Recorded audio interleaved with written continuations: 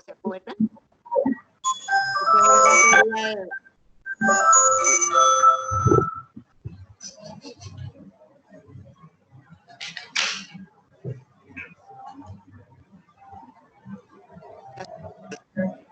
entonces, esa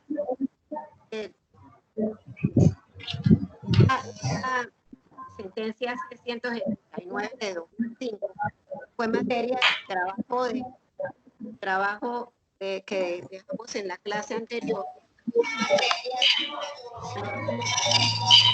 Presencial.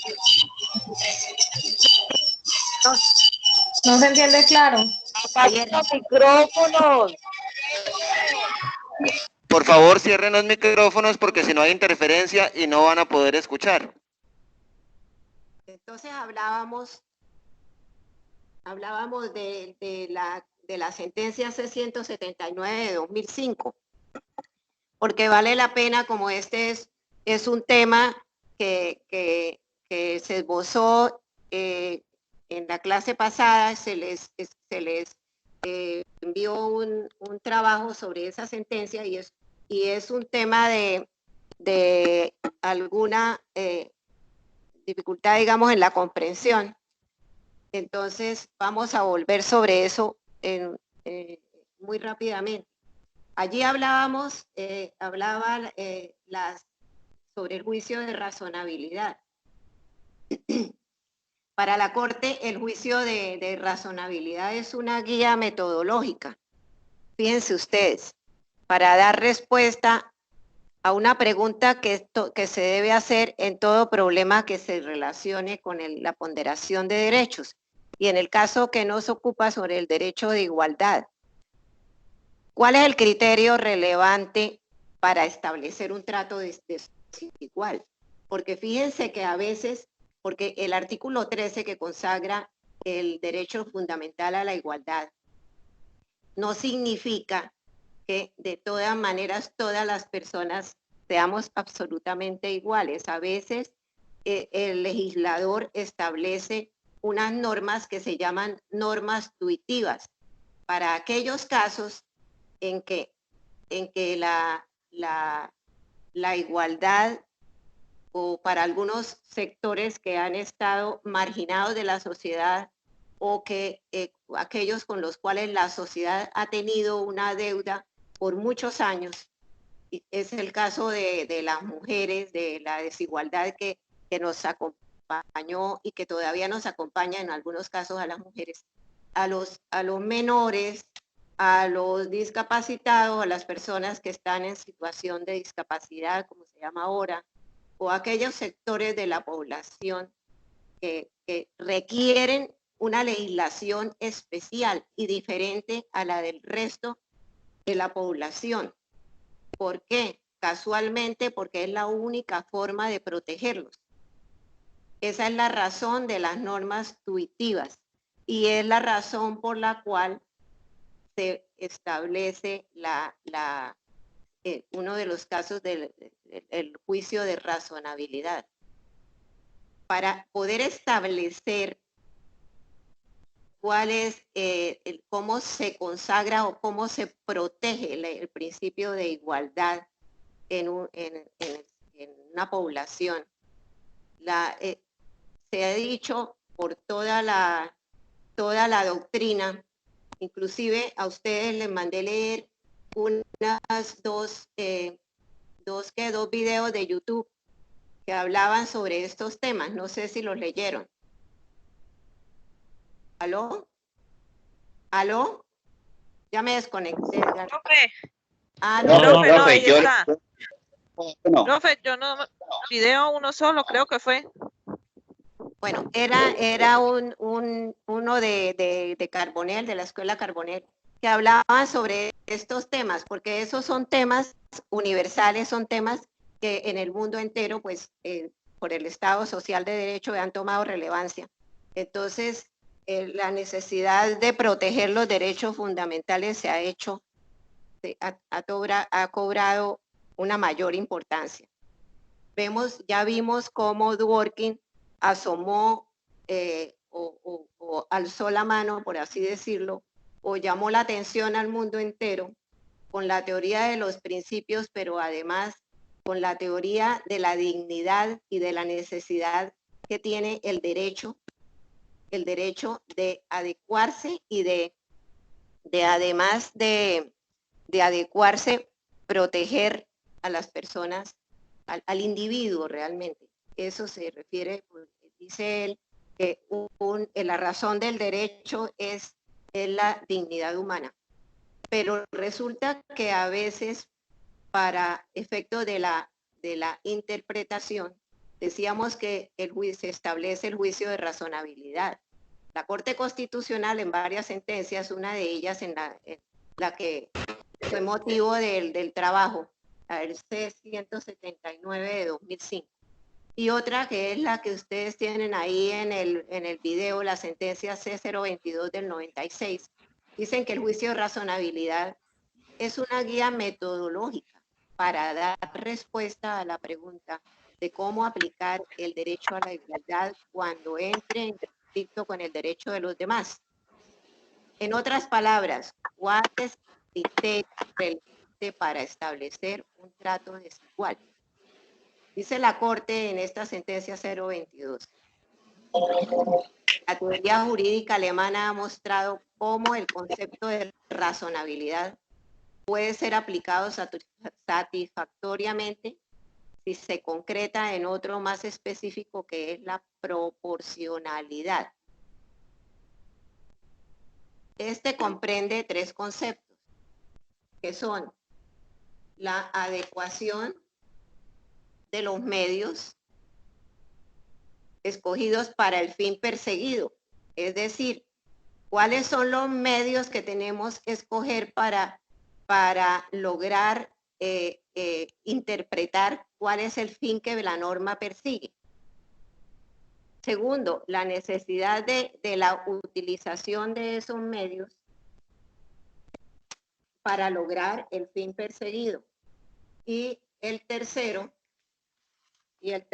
es a ver, un momentico que aquí me saltó esto. Edgardo. Y el tercero, si el fin, Edgardo, perdón. Es que se me dañó aquí.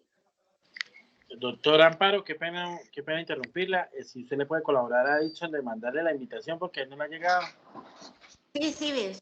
Es que no, se me perdió el que está. Sí, pero ¿dónde lo muevo? Aquí para atrás y aquí para y ese dispositivo 1 y diapositiva 1. ¿Dónde están? Aquí al final.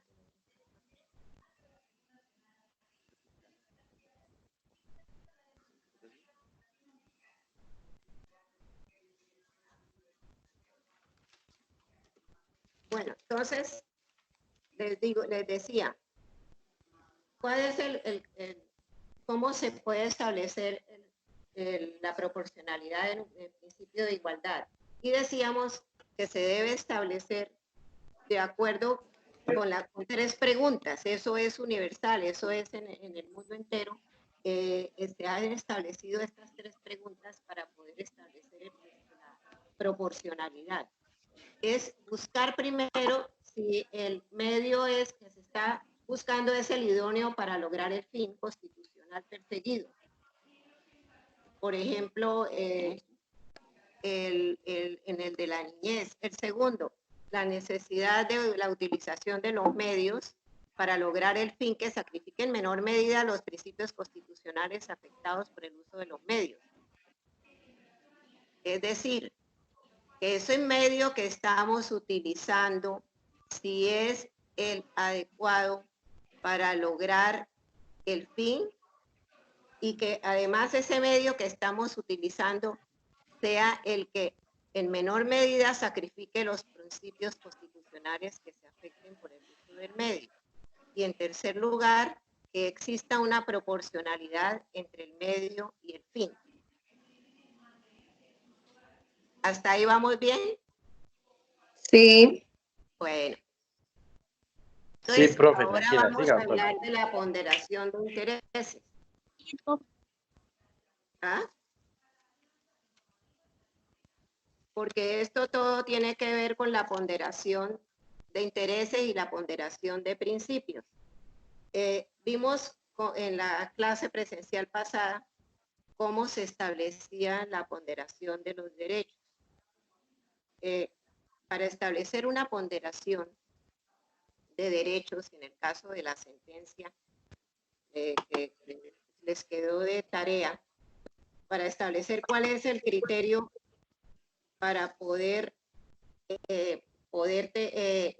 normalizar o para poder entender un trato desigual.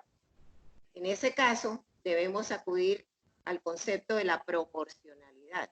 El concepto de proporcionalidad sirve de punto de apoyo a la ponderación de principios. Y ahí en el video dice que se persigue con la ponderación de intereses y la ponderación de principios.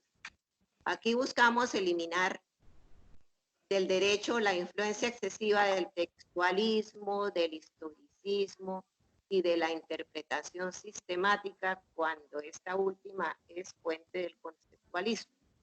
Porque acuérdense que estábamos hablando al comienzo de estas clases que estos eran los elementos, unos elementos de interpretación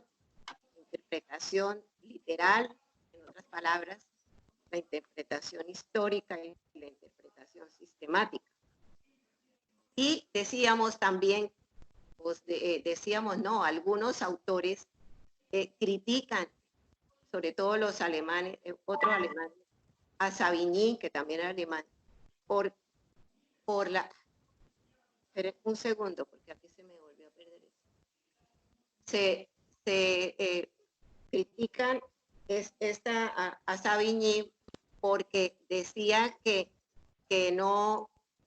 caía en el conceptualismo, es decir, que el derecho era algo más que puros conceptos, como lo entendían anteriormente bajo el sistema positivista, porque no dice que esos son realmente unas, por así decirlo, como unas categorías que sirven para organizar el derecho, más no para interpretarlo dentro del Estado social de derecho. En cambio, apareció en Estados Unidos, como habíamos visto en la clase pasada, en la clase presencial, que en lugar de ello hablábamos de la teoría del conflicto. Y decíamos que se buscaba con ello que el juez investigara el choque de intereses que subyacen en cada precepto y lo aplique. Es decir, que la tarea del juez es va mucho más allá de como la entendían los positivistas, eso lo hemos visto ya. Es salir del textualismo o del sentido literal de las normas, porque se decía bajo esa escuela, que realmente los jueces no tenían mucho margen de interpretación. Gracias a la teoría a las nuevas teorías y al constitucionalismo y a la teoría del conflicto que se fue abriendo paso en el mundo, especialmente en Estados Unidos, la teoría del conflicto busca que el juez investigue el choque de intereses que subyacen en cada precepto y que una vez encontrado el choque de intereses que subyacen en cada precepto, aplique esa ponderación. Para la Corte de Estados Unidos lo que entraba en conflicto no eran los intereses, sino los poderes.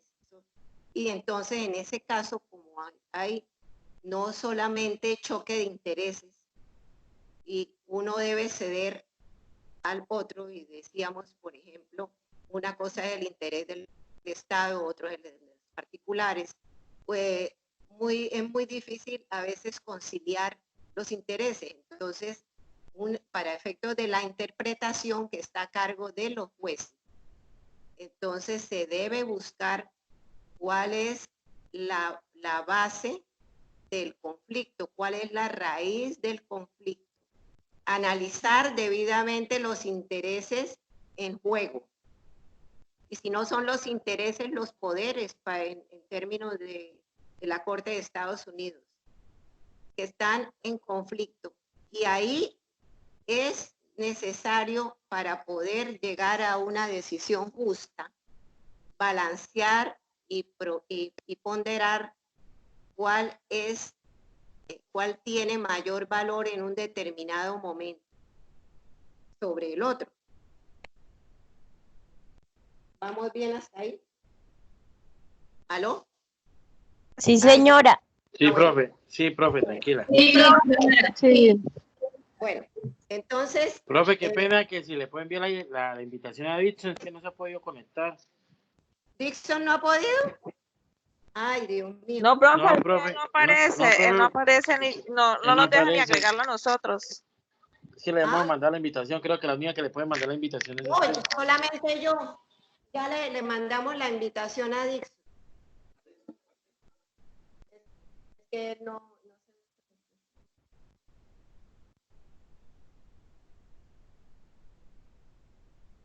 A ver, Dixon, ahora sí.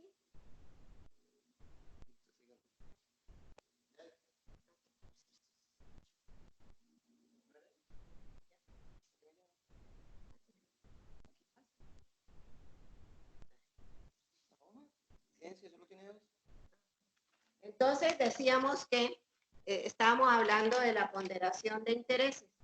En la sentencia C-175, eso se lo mandé a través del correo general, el correo de la clase, porque me hizo alguien una pregunta. Alguien preguntó que no entendía dentro de la... ¿Por qué parar la clase? ¿Por qué? Dixon, ¿por qué parar la clase? Profe, porque no le llega la invitación a él. Ay, no le llegó la invitación, ya se la mandamos. Claro. Pero no lo está dejando entrar a la clase, profe. Otra vez vamos a mirar. Mire, es que él tiene que ir allá al lado donde dice Microfting. Hay un icono que tiene cuadritos. Él tiene que darle ahí y dirigirse donde dice Teams, porque por lo menos a mí, la clase que tenía esta mañana, el profesor me había enviado, pero no me llegaba, así como le está pasando a Dixon. A mí me tocó hacer así, darle allá donde están los cuadritos y buscar Teams, para ahí sí Susana, poder ingresar. explíquele usted. Yo le hice un video. Le estoy haciendo un video y no lo quiere. Está llamando, dice ahí. No, él está agregado. Sí, porque mire, acá, ustedes llegan, donde está el telefonito, donde está la exposición, ustedes mueven el mouse y sale el telefonito rojo y varios iconos. Al lado del teléfono rojo hay dos iconos como de dos personitas. Ahí y dice ver. Tiene que salir al lado las personas que estamos. Y ahí hay una parte donde dice invitar a alguien. Yo invito Ahora a dice que Dixon. Dixon se salió. Ah, pero es que se volvió a salir. Es que Dixon se volvió a salir porque ahí estaba. Ahí le mandé en el... Mire, por lo menos yo le doy acá invitar a alguien, le doy Dixon, puedo invitar a Dixon y sale llamando. Profe, No, también ya lo falta un volvimos- muchacho que aquí se se llama volvió a empezar. Cediel que no ha podido ingresar. Es que aparece llamando.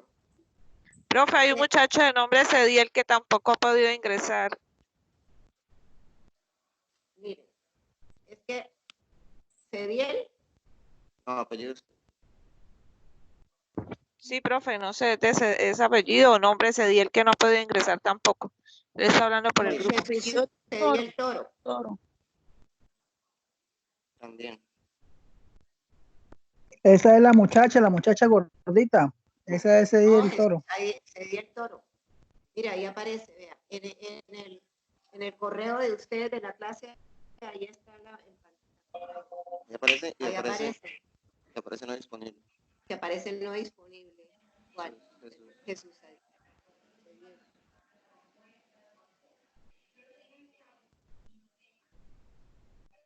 Dixon ya. ¿No ha podido? Yo ya le envié la invitación y dice que llamando. No, dice sin respuesta, Dixon. Dice sin Sí. respuesta. Estamos marcando de aquí. Pedí el Dice no disponible. Cediel.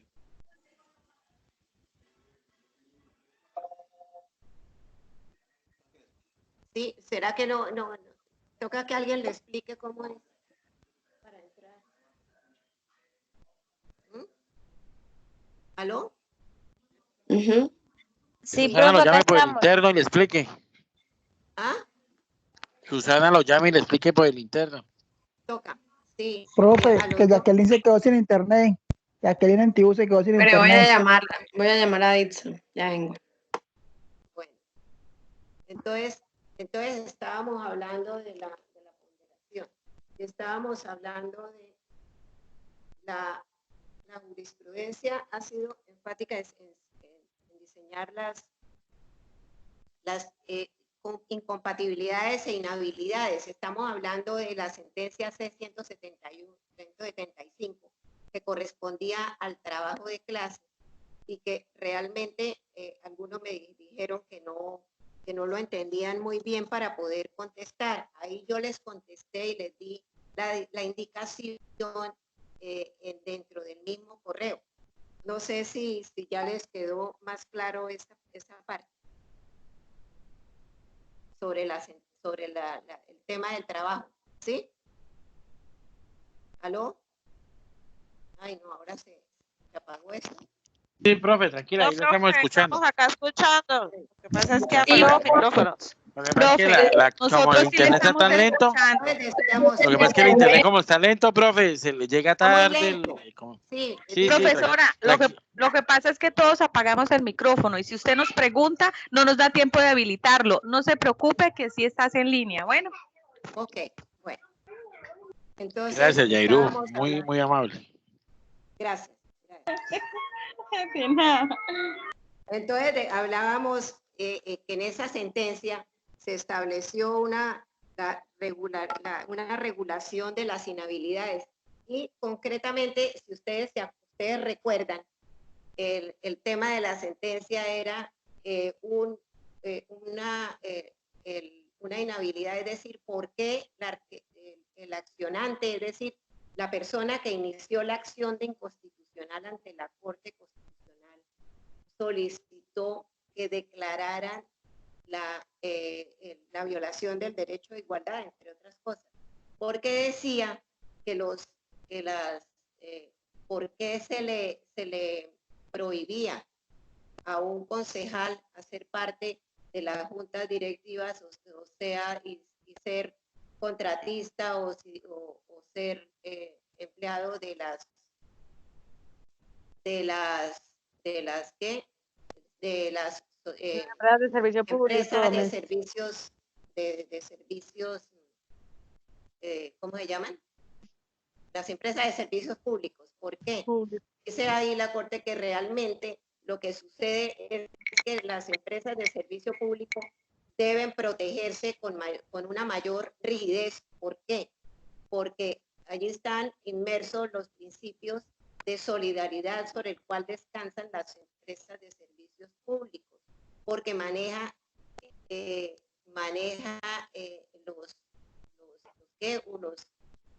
un bien muy preciado para el cual está involucrada la comunidad entera.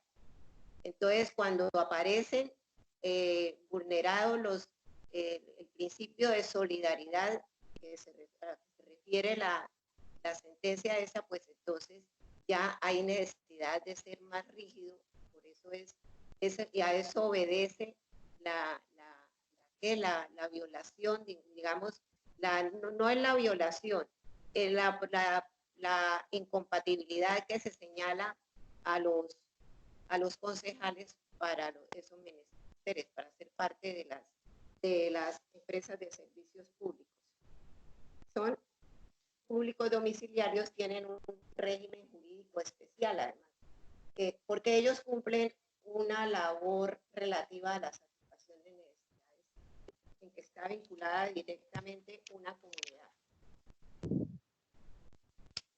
En esos casos en que la efectividad de los derechos fundamentales puede verse en serio peligro, entonces ese régimen especial obedece a la proyección normativa de los principios de solidaridad y de retribución de los ingresos. Eso es propio de un Estado social de derecho, por eso esa es la razón por la cual se mira con más rigidez o se estableció por el legislador con mayor rigidez las posibles inhabilidades o incompatibilidades, y en este caso concreto es para los concejales. Ellos no tienen remuneración, se les remunera por sesión, entonces realmente ellos pueden tener otros ingresos, no necesariamente pueden, la inhabilidad es concretamente para este tipo de empresas. Los municipios están autorizados por el artículo 368 de la Constitución a destinar de su propio presupuesto los subsidios para los mismos propósitos. Entonces, decíamos que esa acción de inconstitucionalidad a que se refiere la sentencia sobre la cual les pedí un trabajo concretado en cuatro punticos. Esta acción de inconstitucional se enervó en contra del artículo 41, parcialmente de la ley 617 de 2000, por la cual se reforma la ley 136 del 96, el decreto extraordinario 1222 del 86, se adiciona a la ley orgánica del presupuesto y se dictan normas para la racionalización del gasto público. Ese artículo 41 que se demanda en acción pública, en esa sentencia relacionada con el trabajo que se estableció y se les envió, se prohíbe a los concejales adicionalmente el artículo 45 de la ley dice ser representantes de o miembros de las juntas o consejos directivos, auditores, revisores fiscales, empleados o contratistas de empresas que presten servicios públicos, domiciliarios o de seguridad social en los respectivos municipios. El actor en la demanda señala que la incompatibilidad se orienta a evitar la indebida acumulación de funciones o la confluencia de intereses afectados, la imparcialidad y la independencia de quien ejerce la autoridad en nombre del Estado. Porque si hace un concejal puede en determinado momento entrar en un conflicto de intereses al hacer parte de la manera que sea de una empresa de servicios domiciliarios. Entonces se puede generar un conflicto de intereses. Entonces, esa es la razón de esta prohibición. Doctora Amparo, qué pena, ¿se puede pegar un poquito más al micrófono? Que se escucha lejos. Claro que sí. Bueno, entonces eso es la razón. Y allí en esos casos se estaban haciendo preguntas que no sé, no he mirado si ustedes ya contestaron ese trabajo. Las preguntas eran relacionadas con esa ley y ¿cuál es el juicio de razonabilidad según la Corte? Que fue con el tema que abrimos en la clase y que está explícito en la sentencia. El segundo, entra en conflicto en la sentencia, intereses, derechos, ¿ustedes qué creen? A ver. Ahí entran en conflicto los derechos fundamentales con el tema de la ay, me fue, espere. ¿El derecho al trabajo? O sea, ahí derecho entran al trabajo. Con el... Pues como ellos tienen que tomar decisiones sobre los presupuestos y eso, entra también con la transparencia de la ejecución de la función pública. Sí. Eso, bueno, doctora, por mi lado, ¿Qué se vulnera? ¿Qué derechos se vulneran ahí?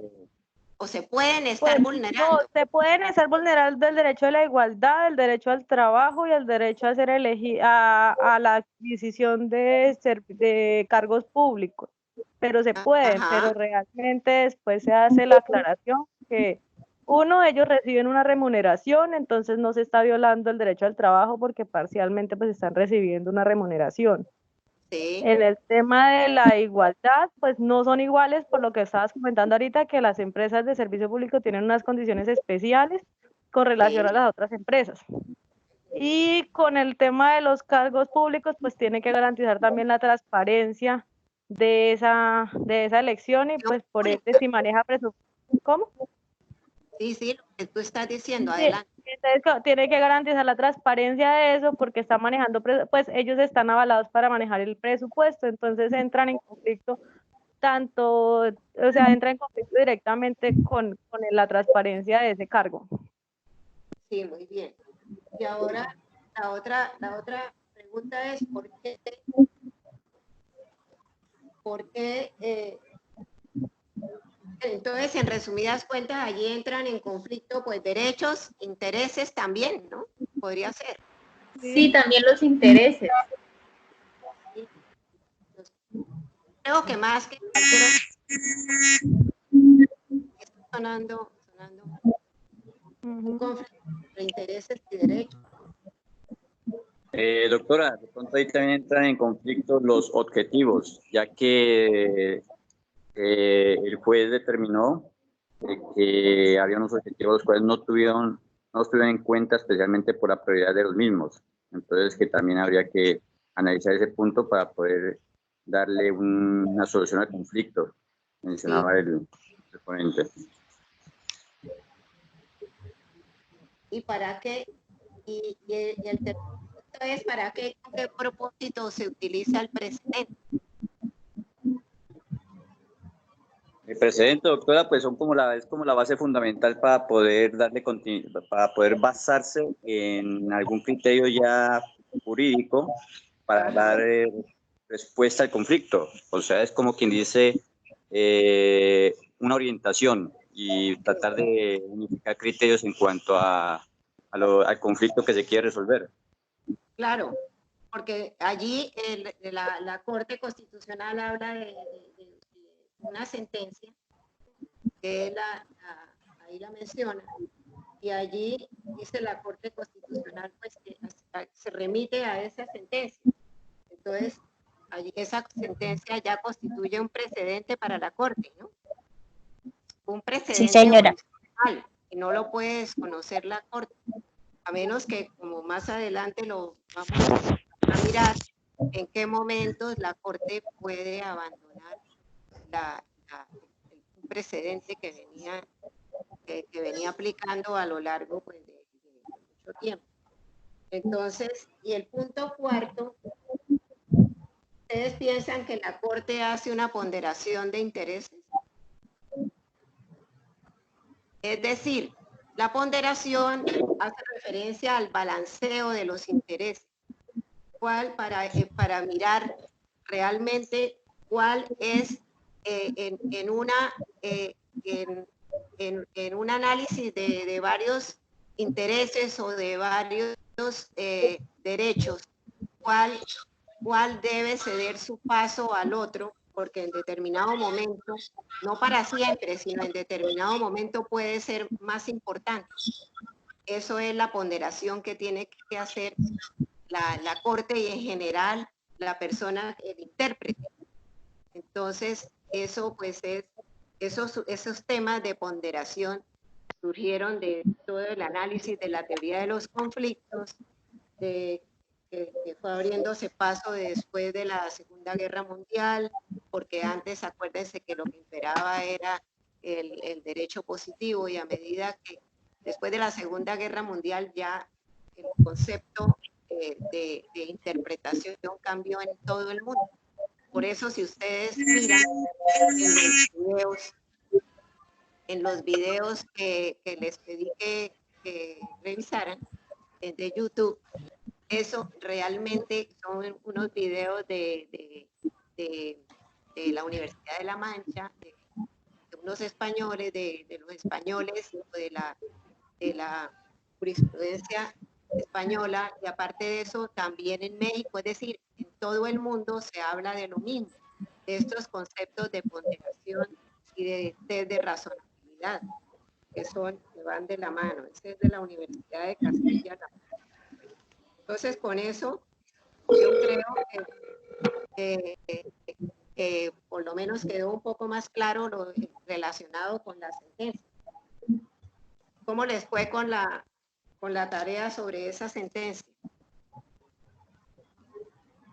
¿Ah? Bien, profe, muy bien.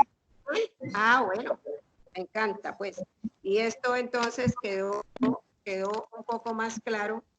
Hay que leer, pues, lo que puedan leer mucho más, porque realmente no es un asunto, pues, tan fácil, porque no hay un manual de ponderación. Eso no existe. Eso depende del análisis de cada caso, depende del criterio de cada cual, del intérprete, pues, para poder abrevar en ese mundo de choque de intereses, choque de poderes, en determinado momento choque de derechos, para establecer cuál en determinado momento debe primar sobre uno. Y hablábamos también de que la igualdad realmente, hablábamos del principio de igualdad, que el análisis de la igualdad, cuando se analiza el principio de la igualdad o el derecho fundamental a la igualdad, pues realmente eso no significa que, como les dije, que todos seamos exactamente iguales. Porque fíjense que, por ejemplo, en el caso de la infancia, ahí están prendiendo esto y se nos daña la comunicación. En el caso de la infancia, profe, disculpen, los niños regálame un momento. Cuéntame. Acá conecté, pude ingresar al correo, él está conectado acá por medio de mi WhatsApp. Cediel. Ah, bueno. Hola, profe. Hola, ¿qué hubo? ¿Cómo estás? Bueno, ya. Y Dixon ya puede acceder, profe. Ah, bueno, también. Listo, era para eso. Entonces decíamos que ese principio de razonabilidad es un concepto netamente jurisprudencial. Se usa para establecer una norma legal limitada fundamental. Indudablemente que al establecer ese balanceo, pues se va a limitar uno de los derechos fundamentales para la otra parte.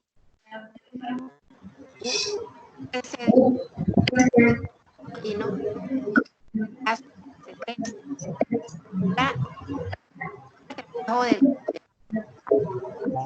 Porfa, cierra el micrófono, que tiene Profe, no me está entendiendo. Derecho a la igualdad. Profe, apague el micrófono. ¿Ah? ¿Ya? ¿Ya? Ya, Sí, ya, profe, profe, ya. Es que tenía micrófonos activos y no se escuchaba bien. Cuando tienen los micrófonos activos y suena terrible.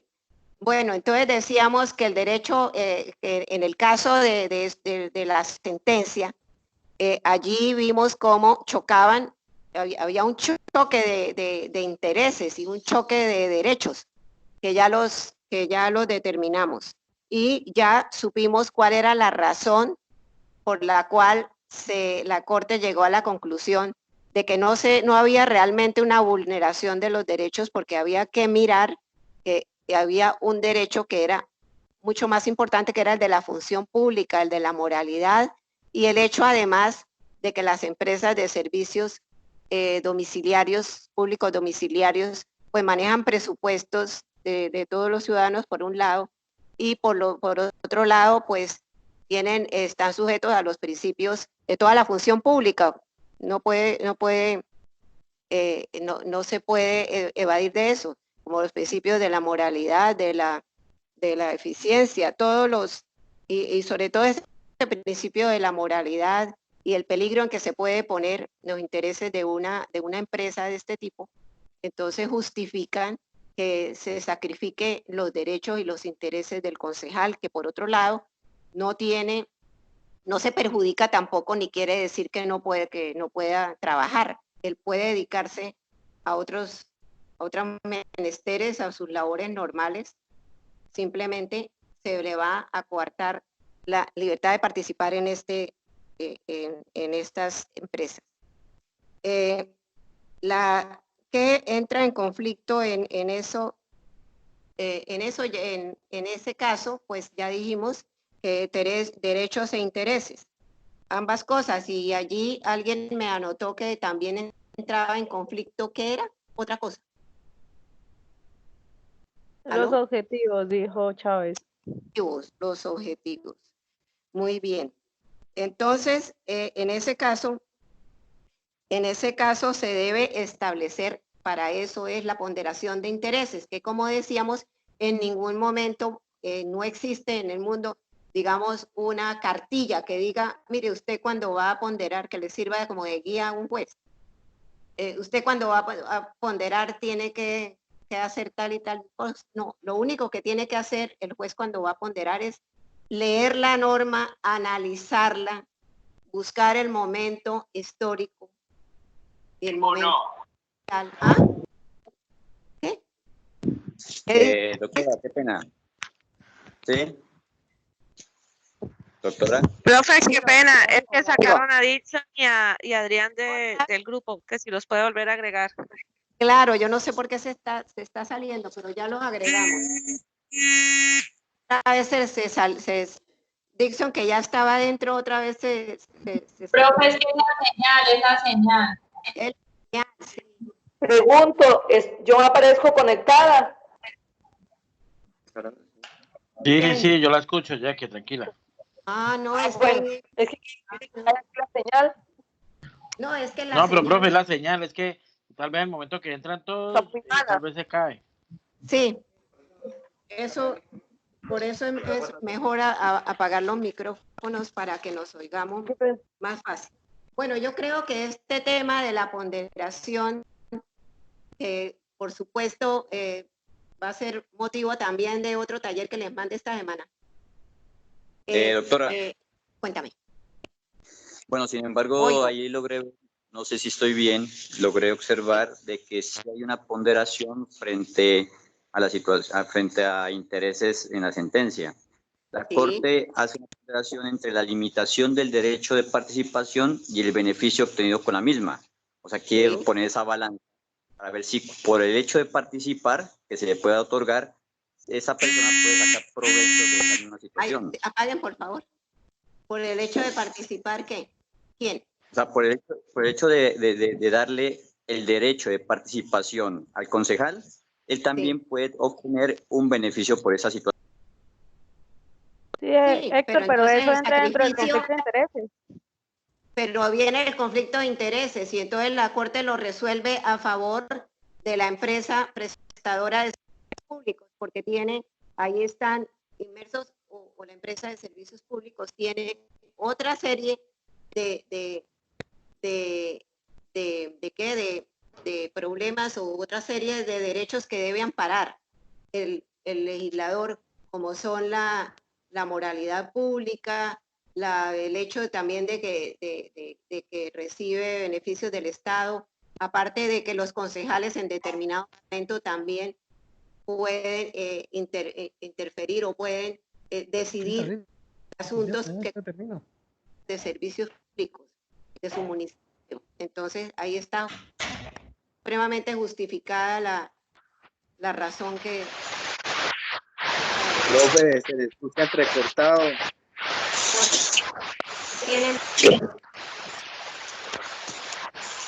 Qué pena, profe, ya volví. Cierren los micrófonos. Porque se daña Profe, se escucha intermitente la voz suya. Aló. Profe, no la escucha. Bueno, no me escucha porque es que me abren los micrófonos. ¿Ahora sí? ¿Mejoró? Sí, ahora sí, ahora sí, ahora sí. No, pero es la señal, profe, es la señal. Sí, pero Es el internet que está intermitente, es el internet. bueno, ¿ah? Igual les voy a mandar esta guía por el grupo porque para que de todas maneras lo que vamos a hablar ahorita en este resto de clase, que es sobre la argumentación. ¿Aló? ¿Por qué no apagan un poquito? A ver, el derecho que se centra en la argumentación es un derecho vivo, es un derecho dinámico. Esta importancia de la argumentación surgió en el mundo, como les decía, como en todos los temas del Estado Social de Derecho o que tienen que ver con el Estado Social de Derecho.